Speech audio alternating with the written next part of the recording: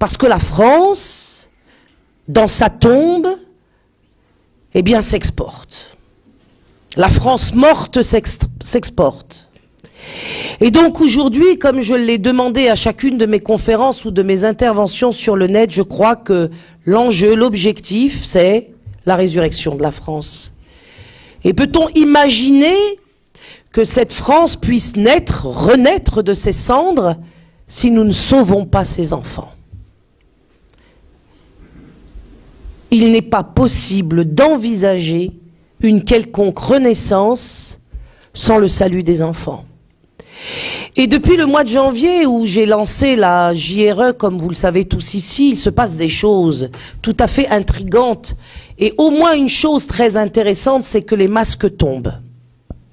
On sait aujourd'hui, comme l'a dit un jour Albert Ali lors de la conférence de convergence islamo-catholique que j'ai organisée à Paris, on sait aujourd'hui, et on le constate tous les jours, que la JRE est la mère des batailles, que la JRE est la bataille du discernement. Que voulait-il dire et que veux-je dire là-dessus? Eh bien, tout simplement que nous allons savoir qui est qui, nous savons qui est qui. Et qui est qui? Bien, l'appareil d'État, normalement, vous le connaissez, le ministère de l'Éducation nationale s'est particulièrement distingué en menant les représailles qu'il a menées contre les familles qui ont participé à la JRE.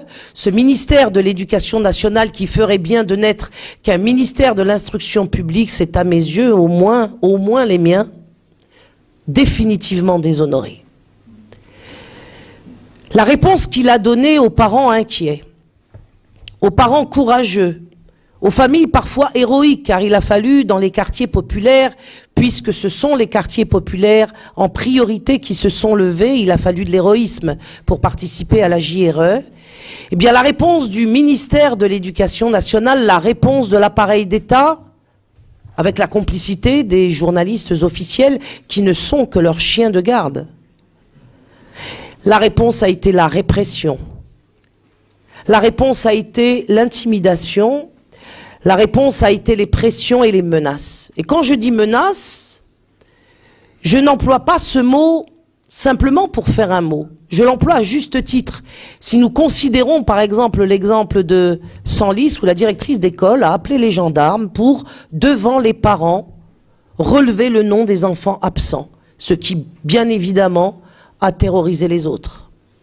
Ne parlons pas de ces convocations par les inspecteurs d'académie qu'on ne voit jamais dans les quartiers populaires d'ordinaire, mais qui sont tous descendus tels des corbeaux pour essayer de picorer l'âme de nos enfants et surtout de leurs parents, ceux qui, parmi les plus courageux, avaient participé à la journée de retrait de l'école.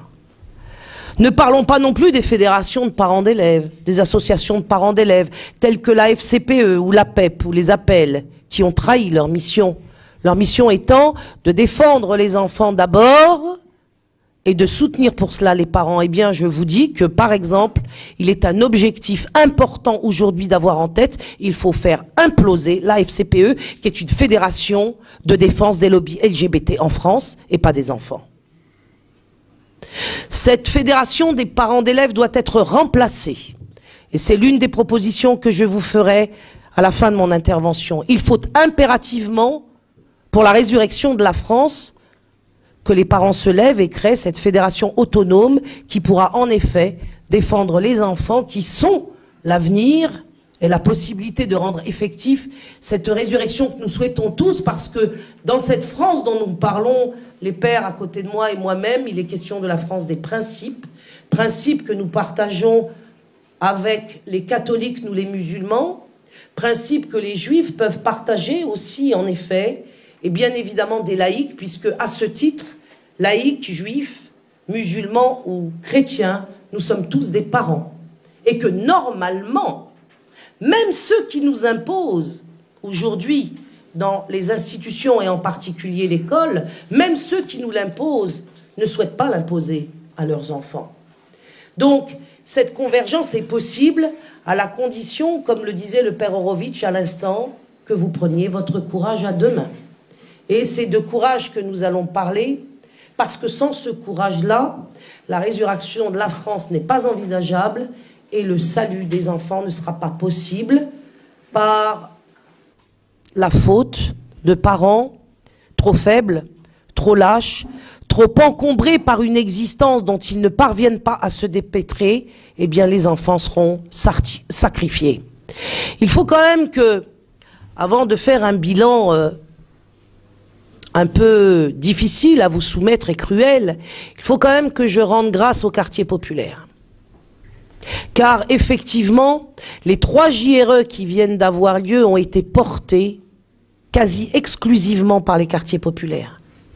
Et je l'ai dit récemment dans une conférence que j'ai donnée à l'Action française, c'est grave. Où sont les classes moyennes? Le père Horowitz a dit, où sont les hommes? Je rajoute, où sont les classes moyennes?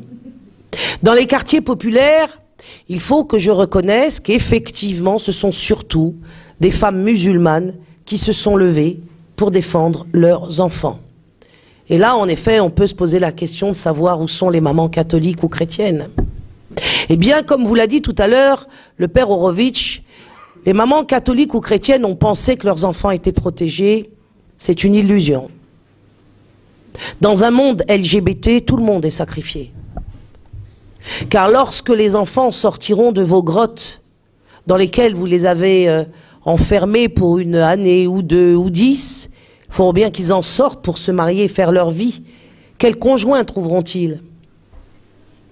Quel employeur trouveront-ils? Quel camarade dans le métier trouveront-ils? Quel climat finalement trouveront-ils? Eh bien, ils trouveront à cause de votre retrait aujourd'hui, non pas de l'école, mais du combat, ils trouveront le climat LGBT. Et ce climat LGBT, je vais vous en dire quelques mots parce que peut-être que dans la salle, vous ne savez pas vraiment de quoi il s'agit.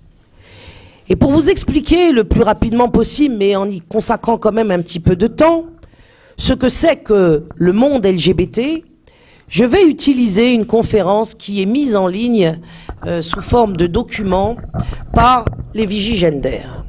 Alors les Vigie Gender, c'est très intéressant parce qu'ils nous donnent beaucoup d'informations. Et effectivement, la conférence qui est ici sous ma main est un document qu'on peut trouver sur leur site et qui contient tout ce dont on a besoin de savoir pour se lever et être extrêmement ferme sur l'engagement. Et effectivement, se lever avec la rage au ventre et la rage au cœur et la foi dans l'âme. Parce que ce qui est dit dans ce document-là, et qui n'est pas de moi, je suis allé le chercher à dessein, je suis allé le chercher vers une organisation qu'on considère beaucoup moins radicale que moi, et plus propre sur elle, puisqu'on a dit de moi que j'étais d'extrême droite. On a dit de moi que j'étais pétainiste, révisionniste et fasciste. En tant que musulmane née en France, d'un père et d'une mère immigrés en provenance de l'Algérie, ce sont évidemment des qualificatifs qui surprendront les hommes et les femmes intelligents, mais en reste-t-il? Je crois que oui, puisque vous êtes là. Donc je vais m'appuyer sur ce document, ce modèle de conférence proposé par Vigie Gender. Et au bout de ce document, on ne pourra se dire qu'une seule chose, ce que je vous répète à l'envi, c'est qu'il faut vaincre ou mourir.